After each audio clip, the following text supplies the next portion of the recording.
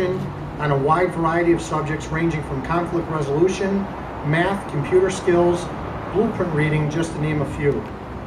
The next 4-month segment will include gas sector specific work that will include a mix of gas distribution and service work.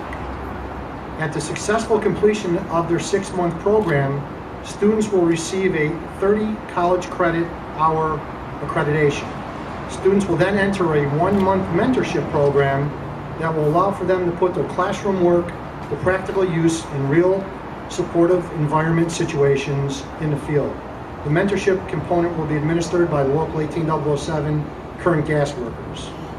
At the conclusion of the program, they will be ready for employment within the ranks of the gas utility sector with employers such as our employer partner here in Chicago, Peoples Gas. So having given you a quick overview of the program itself, I'd like to introduce our first speaker. And our first speaker, who's going to talk to us about different parts and roles that all of our partners play in this, is Acting Director David Vaught from the Illinois Department of Commerce and Economic Opportunity. Thank you very much. I'm very pleased to be here. Governor Quinn asked that we come out and support this program. He's very much for it and unfortunately had a conflict and couldn't be here personally today, but I'm here with Erica Borgren, our Director of Veterans Affairs, who is a veteran, and West Point grad, and Jay Roll from Employment Security. We've all been working to put this together, and we have to do this for our veterans. You know, the real key to this is the veterans stepped forward. They didn't get drafted. None of them got drafted. They're all volunteers today, and they stepped forward to face danger and serve their country. And we owe it to them when they return to pull together and help them out and make sure they return to a productive economy, and so they can continue to really live the kind of life they've fought for, and we've got to do that. The key is to work together. The key is for people to step up, and that's what this program represents today. The state is involved in here, and we put some money in here for training to help out. So have many others. Businesses here from Peoples Gas. The unions are here. The community colleges in Chicago that are going to be working on this, Dawson Tech and Wilbur Wright College, they are part of this program. And so we've put together a partnership where everybody pulls together to satisfy this objective. So I just want to say we're happy to be here. We're a key part of this by encouraging it and supporting it with real dollars. We're going to keep working on veterans hiring until we get them all a job when they return. Thank you very much. Thank you very much, Director Vaught. Next up is United States Marine Corps Reserve Major Matt Toon. Matt is a Regional Midwest Director for the Marine for Life program. So, Major Toon. Thanks a lot, Rick. Thanks for putting this all together. And also a special thanks to Mick Yeager, the Teamsters, for being behind this. Thanks to the Utility Workers Union of America. Thank you to the state of Illinois. I tell you what, I'm really excited to be here today. I run a program called Marine for Life, and you know, it's a very unique program in that I'm a Marine Corps reservist, and I'm standing here before you today to tell you that my sole job in the Marine Corps Reserves is to help Marine Corps veterans find jobs. And when I heard about this program, I couldn't tell you how excited I was to hear about it. In fact, tomorrow we have many Marines from Chicago that are going to be part of this program and to be training. And I'm just so excited, and we're so proud to be a part of this. You know, these veterans that you have today are combat tested, they're battle tested, and you know what?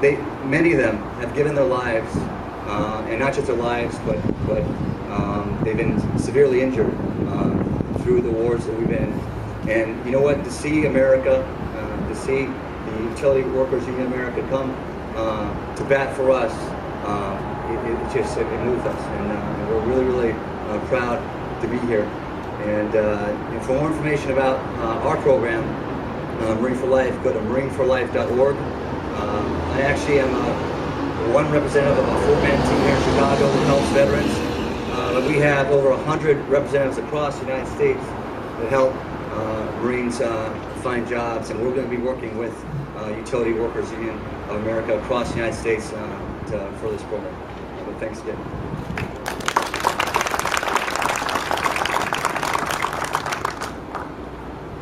Next up on our list of guest speakers is People's Gas President, Mr. Will Evans. Thank you, Rick. And in fact, I want you to come back over here. I want to embarrass you a little bit. You know, this is an exciting time for gas. About 18 months ago, we sat down with Rick here and our union board and started discussing how do we train utility workers in the future. We started last year, it was the first year of a plan to modernize the gas infrastructure in the city of Chicago to over a 20-year period to invest about $2.5 billion in replacing about 2,000 miles of gas pipes in the city. You can't do that work without having a highly skilled workforce. How do we continue to train and replace our highly skilled workforce? Here's the conversation we had. This is the outcome of that. This is the outcome of a lot of work, a lot of hard work by Rick, by our union board, representing a 900-person workforce that serves the city of Chicago and work as gas workers in People's Gas Lighting Co. Company. I want to also thank Sal Arana. He's my manager of workforce planning, who's worked almost full-time. Sal's over there hiding behind his sunglasses. He's worked full-time with Rick here and the Utility Workers Union of America to make this happen. I also want to thank the City College of Chicago and the City of Chicago for their efforts in bringing this all together today to start a program to create workers for not just today, but for tomorrow. Thank you. Thank you again, Rick.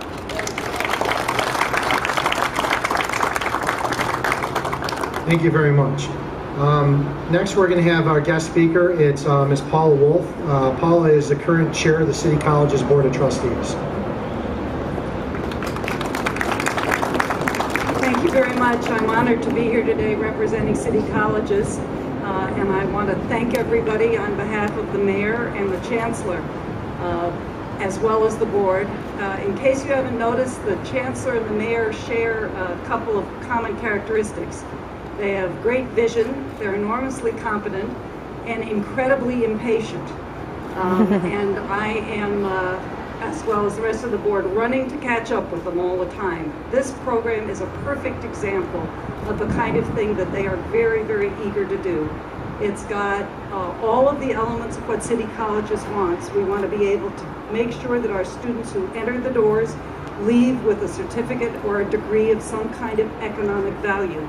So they walk out the door and their lives have been changed dramatically in terms of what their earnings are, what they can contribute to their families and their community. And this partnership, which includes the state and People's Gas, as well as the unions and the Veterans Group, absolutely epitomizes the kinds of things that City Colleges needs in order to be able to fulfill that mission. So we want to thank everybody whose hard work went into this. I want particularly to single out my predecessor, Martin Cabrera, who worked with Mr. Evans to be able to put this together. And the final thing I would say is an important part of both the mayor, the chancellor's, and the board's interest is making sure that when we enter something like this, we fulfill our obligation and we do what we've said we're going to do for the students. So part of what the board will be doing here is monitoring the work that's done in this program to make sure that City Colleges is living up to the expectation. We have representatives from several of the colleges here today who will be responsible for that. And I see them nodding, and I know when we get together at our board meetings, they will be nodding and they will give us some statistics and some accountability measures that will help us be sure that this is the kind of program that we want to launch and we want to be able to make good on for all of our students. Thank you.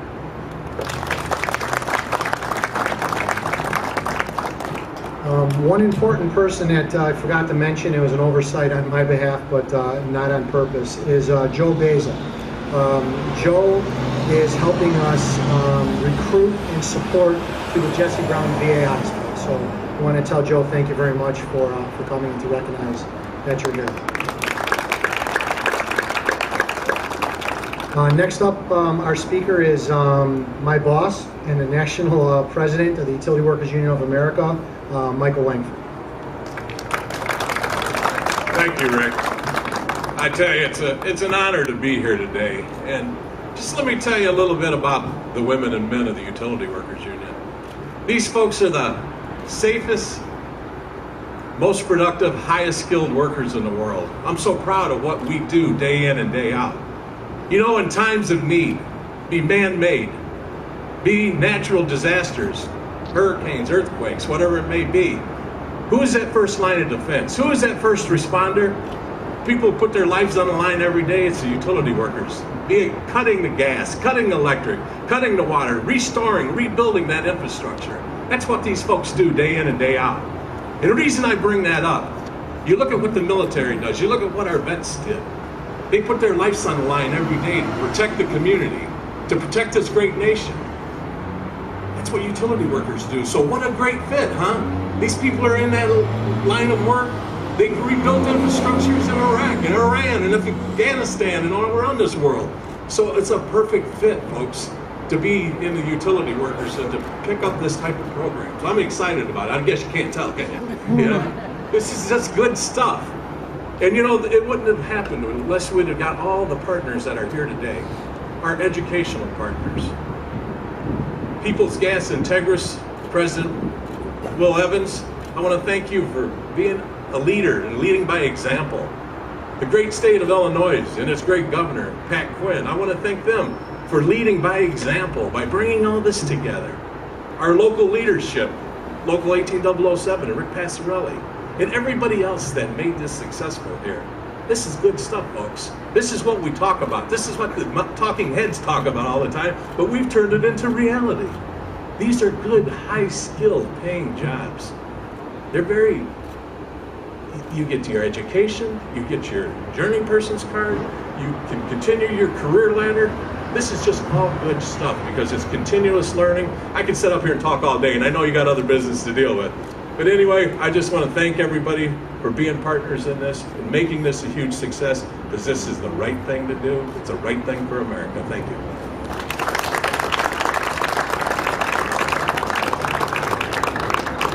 We have one more distinguished guest who's joined us here on the stage. It's the Illinois National Guard Project Officer, and it's Captain Jeremy Duango. So thank you very much for coming. I'm going to close this up real quick, and then we'll be available for any Q&A after I finish up here. So again, just to reiterate, my name is Rick Passarelli. I'm a Navy veteran who served during operations in Lebanon from 1982 to 1985. I'm also the business manager of the Gas Workers Local 18007 here in Chicago, and I serve as the national chair of the Utility Workers Union of America. Now, I just want to take this opportunity while we have everybody gathered just to go over a few topics with everybody. For all those who have worn the uniform, including those who are currently serving our country, you know what the Warriors Creed is a part of what is instilled in you from the very first day you enter military service, and sometimes serves as our tragic last words of many of our heroes who pay the ultimate price for our freedom. Acts of heroism are not a new concept within the military service and throughout our country's history. They have been central to victories and engagements from Revolutionary War to the present combat operations in Afghanistan. The Warriors Creed requires service members to place their mission before all else and to complete your mission at all costs while never leaving a buddy behind. Placing the mission first is the very essence of how our military heroes must react. This is true for lots of reasons. It is not a normal human response to fly fighter jets into dogfights, or walk the point of a combat patrol and continue progressing forward into a hellfire of machine gun rounds and mortars. Neither is it normal to work flight operations, recovering jets on a thin cable of an aircraft carrier being tossed around in the ocean. It is also not a normal human response for helicopter pilots to touch down in hot landing zones to evacuate our wounded and dead under a barrage of fire. As I mentioned, the core of our creed is to never give up on a mission and never leave buddies behind. These are but a few examples of what military heroes have, without hesitation, done countless times throughout our nation's history.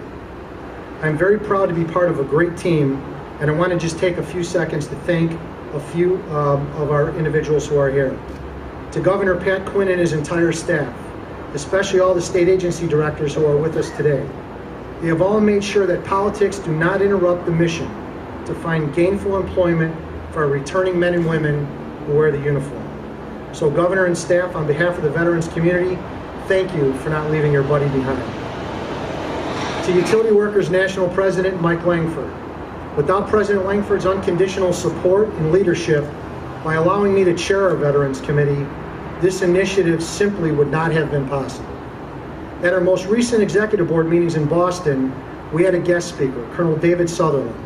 He delivered a presentation to our entire board, and I can tell you there was not a dry eye in the room.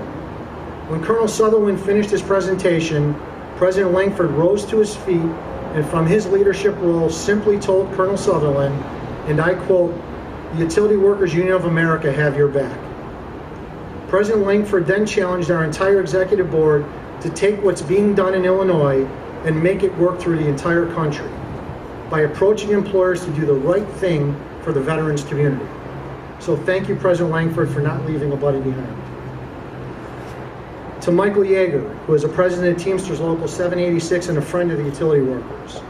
More importantly, Mick is a highly decorated Vietnam veteran who works tirelessly to make sure this generation of veterans never experiences the horrific problems that his generation dealt with while returning home from the jungles of Vietnam. He has spoken to many groups on behalf of veterans and provides for one of the best assistance programs we have in the state, known as the Teamsters Military Assistance Program.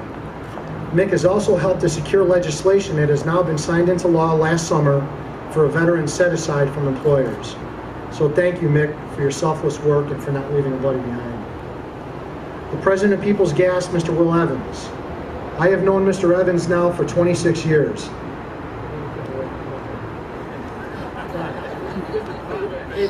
Payback. My personal opinion of President Evans is based on his unwavering commitment to integrity.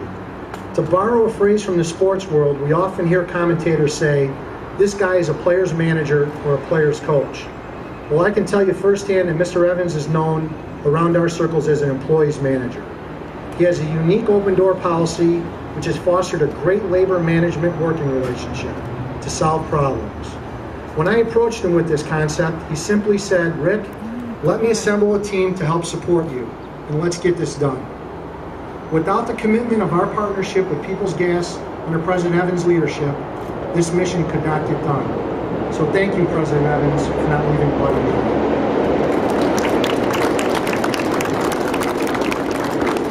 To the community colleges of Chicago and Director Wolf, without the working relationship of the community colleges where our veterans will be trained, this also could not happen. The community colleges are working tirelessly to make sure that the licensing and accreditation for training is part of what is instilled in these students.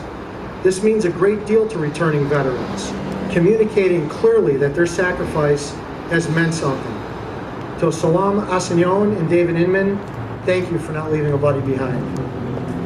And last but not least, the day-to-day operational team that's worked day and night to bring all these pieces you see before you together. Elizabeth Belcaster, our Veterans Liaison to the entire workforce community. Jamie Simon, our Special Assistant to the National President and our National Grant Writer. Rich Matta, our Power for America National Training Director. Our President, Tim Giracca, Local 18007, and the Executive Board. This group has seen the mission and has worked extremely hard to complete this mission at all costs. The part that is most humbling to me is that Liz, Jamie, Rich, and most of the people you see in front of you are not veterans, but have given their time and talents to make sure that we have jobs for all of our returning heroes. So to close, thank all of you for all you have done and all that you continue to do for veterans. And in the military lingo, Charlie Mike, which means continue mission. Thank you all for coming. We appreciate it. Thank you.